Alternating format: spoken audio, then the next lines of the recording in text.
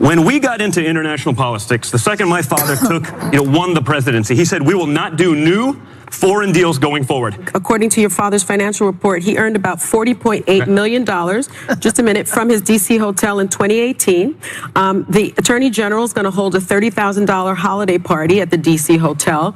A lobbying firm with ties to the Saudi government paid $270,000 to the hotel between October 2016 and March 2017.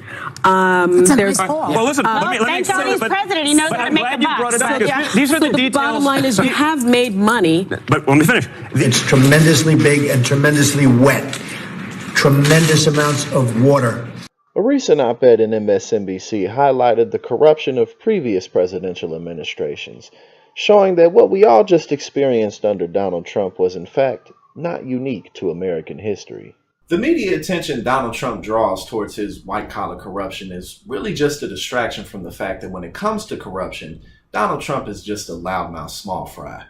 Hey, what's up, everybody? I'm Jackson White, co-founder and chief of content at Politiscope, and thanks for once again tuning in to TYT. Now, take into consideration companies like Enron, which turned out to be nothing more than a hollow stock market scheme, or Wells Fargo, who opened up more than 2 million fake credit accounts unbeknownst to their customers, WorldCom, Quadruple Z Best, or Bernie Madoff, or how about the United States health insurance system, or student loans, or corporate stock buybacks? I could go on and on for days listing the scams to go down in this country. Swinging back to the highlights of the article, we take a look at the administration of Warren G. Harding. Much like Trump, who promised as a candidate to drain the swamp of criminality and corruption, Harding spent the 1920 campaign calling for a return to normalcy marked by old-fashioned values that he stamped of common, everyday honesty everywhere. Much like Donald Trump, Harding lined his administration with criminals.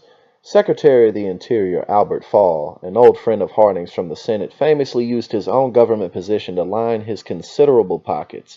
Fall took the federal oil reserves at Teapot Dome in Wyoming and Elk Hills in California, which were set aside for use by the U.S. Navy, and leased them to private oil companies. Colonel Charles Forbes, director of the Veterans Bureau, ran an even bigger scam, one that cheated the country out of an estimated $200 million. Tasked with the care of wounded World War I veterans, Forbes ruled that train loads or brand new bandages and bedding for them were useless, selling them as cheap surplus to private vendors and getting kickbacks in return. And then we have Attorney General Harry Daugherty, who oversaw a diversified criminal enterprise, selling off government appointments, immunity from prosecution, pardons, and paroles for criminals, and various acts of minor graft.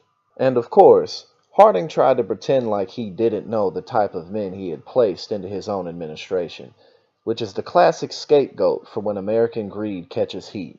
Just play dumb and find a way to be the victim, no matter what.